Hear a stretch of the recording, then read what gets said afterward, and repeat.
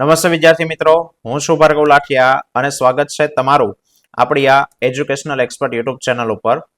મિત્રો, ધોરણ 10 વિષય વિજ્ઞાન અને ટેકનોલોજીમાં લિબર્ટી બોર્ડ પેપર સેટ 2025માં આજે આપણે પ્રશ્નપત્ર 8માં વિભાગ બી નું સોલ્યુશન જોવાના છે. તો મિત્રો, ચેનલ પર નવા હોય તો પ્લીઝ ચેનલને સબસ્ક્રાઇબ કરી લો, વિડીયોને પૂરો જોવો અને બીજા તમારા ધોરણ 10ના વિદ્યાર્થી મિત્રો સુધી વિડીયોને શેર કરો. ચલો શરૂઆત કરીએ વિભાગ બી થી. તો મિત્રો, પહેલો પ્રશ્ન છે 25મો કે ભાઈ અવક્ષેપણ પ્રક્રિયા એટલે શું? ઉદાહરણ આપીને સમજાવો. ચલો મિત્રો, તો અવક્ષેપણ પ્રક્રિયા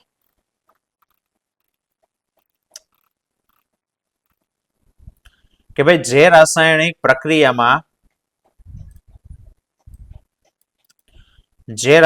પ્રક્રિયામાં અદ્રાવ્ય અવક્ષેપ ઉત્પન્ન થતા હોય તો એવી પ્રક્રિયા એને અવક્ષેપણ પ્રક્રિયા કહેવાય. ઉદાહરણ આપવાના બે આવડા લખી શકો અથવા ચોપડીમાં આપેલા છે તે પણ લખી શકાય કે ભાઈ AgNO3 પ્લસ NaCl તો પ્રક્રિયા થઈને AgCl પ્લસ NaNO3, અથવા barium chloride BaCl2 potassium sulphate તો બેરિયમ સલ્ફેટ અને KCl, અથવા તો ચોપડીમાં જે દ્વિવિસ્થાપન આપેલું છે એ પણ તમે લખી શકો. બરાબર છે. ચાલો બીજો સવાલ છે મિશ્ર ધાતુ એટલે શું? કોઈ પણ બે મિશ્ર ધાતુના નામ જણાવી અને તે કઈ ધાતુની મિશ્ર ધાતુ છે તે જણાવો. તો મિત્રો, મિશ્ર ધાતુ બે કે તેથી વધુ ધાતુ અથવા તો ધાતુ અને અધાતુનું સમાંગ મિશ્રણ એને મિશ્ર ધાતુ કહેવાય. બરાબર. પિત્તળ એ કોપર અને ઝિંકની મિશ્ર ધાતુ છે અને સોલ્ડર એ સીસુ અને ટીનની મિશ્ર ધાતુ છે. બરાબર. ચલો 27મો છે જારક શ્વસન અને અજારક શ્વસનનો તફાવત. તો મિત્રો, જારક શ્વસનની પ્રક્રિયા ઓક્સિજનની હાજરીમાં થાય, અજારક શ્વસન ઓક્સિજનની ગેરહાજરીમાં થાય. જારક શ્વસનમાં અંતે કાર્બન ડાયોક્સાઇડ અને પાણી ઉત્પન્ન થાય, જ્યારે અજારક શ્વસનમાં પ્રાણીઓમાં જો થાય તો લેક્ટિક એસિડ, અને જો ઈસ્ટ દ્વારા થાય બરાબર તો ઇથેનોલ અને કાર્બન ડાયોક્સાઇડ છૂટો પડે. બે જ મુદ્દા લખવાના છે, પણ વધારે લખવું હોય તો લખી શકો. ભાઈ એમાં ગ્લુકોઝનું સંપૂર્ણ દહન થાય છે, તેમાં અપૂર્ણ દહન થાય. બરાબર. આમાં પ્રથમ તબક્કો કોષ રસમાં થાય, બાકીનું કણાભ સૂત્રમાં થાય, અને આ ક્રિયા સંપૂર્ણપણે કોષ રસની અંદર છે તે થાય. ચલો 28મો છે ભાઈ કેટલીક વનસ્પતિઓનો ઉછેર કરવા માટે વાનસ્પતિક પ્રજનનનો ઉપયોગ શા માટે કરવામાં આવે છે? 28મો પ્રશ્ન. ઓકે, તો અહીંયા રહ્યો મિત્રો એનો કે ભાઈ કેટલીક વનસ્પતિનો ઉછેર કરવા માટે વાનસ્પતિક પ્રજનનનો ઉપયોગ કરવામાં આવે છે.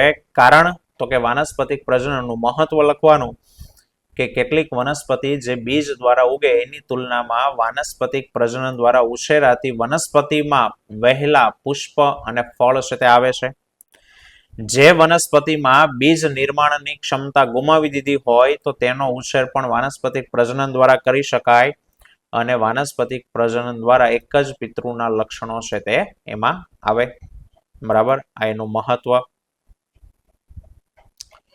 ચલો પછી છે શું ગર્ભ નિરોધક ગોળીઓ ગર્ભધાન અટકાવવામાં મદદરૂપ થાય છે? કારણ આપો. તો અહીંયા ઉપર છે જવાબ મિત્રો. હા, ગર્ભ નિરોધક ગોળીઓ એ ગર્ભધાન અટકાવવામાં મદદ થાય છે, કારણ કે આ ગોળીઓનો ઉપયોગ કરવાથી અંતઃસ્ત્રાવનું સંતુલન ખોરવાઈ જાય છે, જેનાથી અંડપતન કે અંડકોષપાત જેવી ક્રિયા થતી નથી અને જેનાથી ફલન થઈ શકતું નથી. ચલો પછી છે 30મું માનવ આંખની નામ નિર્દેશન વાળી આકૃતિ દોરો. તો મિત્રો આ આકૃતિ બરાબર. તરલ રસ અને કાચ રસ આ નામ ન દર્શાવો તો ચાલે, બાકીની તમામ વસ્તુઓ દર્શાવવી પડે. રેડી? 2 માર્ક્સની આકૃતિ ચોપડીમાં આપેલી છે. ચલો પછી છે નીચેની સંજ્ઞા દર્શાવતા ઘટકોનો ઉપયોગ કરી અને એક સાદો પરિપથ દોરવાનો.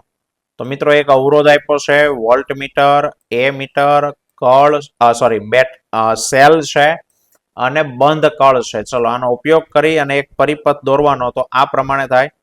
અવરોધના બે છેડા વચ્ચે વોલ્ટમીટર સમાંતરમાં હંમેશા આવે, એમીટર શ્રેણીમાં. બરાબર. કળ આ બાજુ મૂકો, આ બાજુ મૂકો ચાલે. એમીટર પણ ગમે ત્યાં મૂકી શકો પરિપથમાં, પણ શ્રેણીમાં. જ્યારે વોલ્ટ મીટર હંમેશા અહીંયા મીન્સ નીચે અથવા તો ઉપરની સાઈડ પણ દોરી શકો, પણ સમાંતરમાં જ હોવું જોઈએ આ પ્રમાણે. રેડી? ઓકે, તો પછીનો છે મિત્રો એક દાખલો કે ભાઈ તમારા ઘરની અંદર એક બલ્બ જે 100 વોટનો છે અને રેફ્રિજરેટર કે જે 400 વોટનું રેટિંગ ધરાવે છે.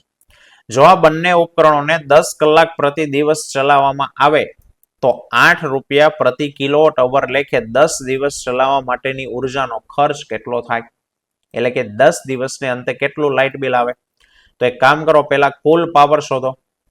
બરાબર, બલ્બનો પાવર 100, ફ્રીજનો 400, તો કુલ પાવર થઈ ગયો 500. ચલો 10 દિવસમાં વપરાતી ઉર્જા, તો ઉર્જાનું સૂત્ર W બરાબર પાવર ગુણ્યા સમય. તો કુલ પાવર તમારો કેટલો આવ્યો? 500. બરાબર, તો અહીંયા લખ્યું છે 500. પછી સમય, તો કે 10 કલાક ચલાવવાનું છે એટલે ગુણ્યા 10. અહીંયા 100 કરી નાખ્યું, પણ મિત્રો પેલા 10 ગુણ્યા 10 કરીને 100 લાવ્યા છે. આપણે અલગ કરવું હોય તો આ 500 એક દિવસનું 10 કલાક ચલાવવાની એટલે ગુણ્યા 10, અને એવા 10 દિવસ સુધી ચાલુ રાખવાની છે તો ગુણ્યા ફરી પાછા 10. તો 500 ગુણ્યા 10 ગુણ્યા 10 એટલે 100. તો કેટલું થયું? 50,000 વોટ અવર, એટલે કે 50 કિલોવોટ અવર થયું. બરાબર, હવે 1 કિલોવોટ અવર એનો ભાવ કેટલો કીધો છે?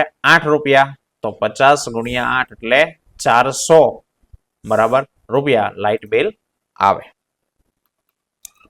ચલો પછીનો છે 33મો. વિદ્યુત પરિપથ તથા ઉપકરણોમાં સામાન્ય રીતે વપરાતા 2 સુરક્ષા ઉપાયોના નામ જણાવો. તો 2 સુરક્ષા ઉપાયમાં મિત્રો પહેલું છે યોગ્ય રેટિંગ વાળો ફ્યુઝ. બરાબર, કે જેના કારણે ઓવરલોડિંગને કારણે સાધનો અને પરિપથને થતું નુકસાન નિવારી શકાય. અને બીજું છે અર્થિંગ વાયર, કે જે લાઈવ વાયરમાંથી પ્રવાહ લીકેજ થાય તો શક્ય એવા વિદ્યુત શોકથી બચાવી શકાય. 34મો છે તમે કચરાના નિકાલની સમસ્યાને ઓછું કરવામાં શું યોગદાન આપી શકો? અને કોઈ પણ 2 પદ્ધતિના નામ. તો મિત્રો કચરાના નિકાલની સમસ્યા માટે 2 પ્રકારના કચરા હોય, આપણને ખ્યાલ છે. શાકભાજીનો કચરો, ફળોની છાલ, સૂકા પાંદડાઓ, બગીચાનો કચરો, વધેલો વાસી ખોરાક. આ સડી જાય એવો કચરો, તો એને જમીનમાં ખાડો કરી અને દાટી દેવામાં આવે તો એનું વિઘટન થઈ અને ખાતર બની જશે.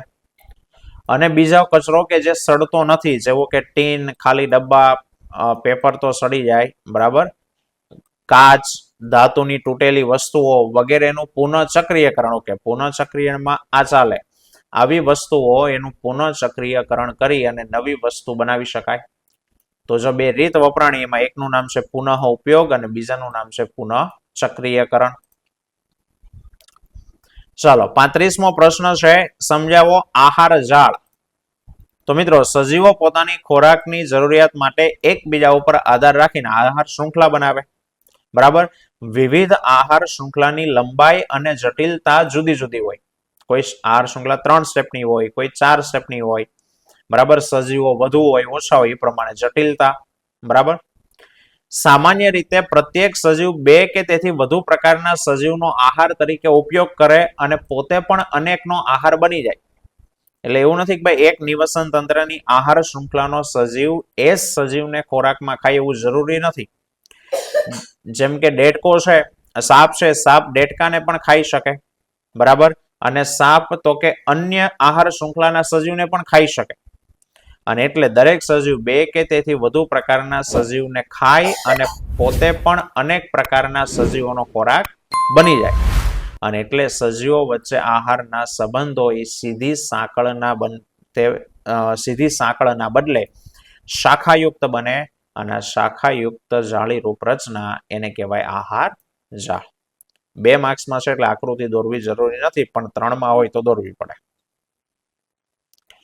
ચલો 36મો છે સ્વાદુપિંડ કયા ઉત્સેચકો ધરાવે અને આ ઉત્સેચકો ખોરાકના કયા ઘટકોનું પાચન કરે? તો આઈ થિંક એ સવાલ એમાં નથી. કઈ નહીં, આપણે એમનો જવાબ આપી દઈએ. મિત્રો સ્વાદુપિંડમાંથી 3 ઉત્સેચકો ઉત્પન્ન થાય છે, એમાઇલેઝ, ટ્રિપ્સિન અને લાઇપેઝ. બરાબર, એને યાદ રાખવા માટે આપણે અગાઉ વાક્ય કીધેલું છે એસ્ટ્રા પ્રોટીને લાંચ. એસ્ટ્રા પ્રોટીન એ લાંચ. એ એટલે એમાઇલેઝ, એમાઇલેઝ સ્ટાર્ચનું એટલે કે કાર્બોદિતનું પાચન કરે. પ્રો એટલે પ્રોટીન, પ્રોટીનનું પાચન કોણ કરે તો કે ટ્રી એટલે ટ્રિપ્સિન. લા એટલે લાઇપેઝ, લાઇપેઝ ચરબીનું પાચન કરે. બરાબર, તો ઉત્સેચકોના નામ અને કોનું પાચન કરે તે. અને મિત્રો વિભાગ બી નો લાસ્ટ પ્રશ્ન છે કે ભાઈ ચુંબકીય ક્ષેત્રમાં મૂકેલા વિદ્યુત પ્રવાહ વાહક ઉપર લાગતું બળ કયા પરિબળો પર આધાર રાખે છે અને ઈ બળનું મૂલ્ય મહત્તમ ક્યારે હોય?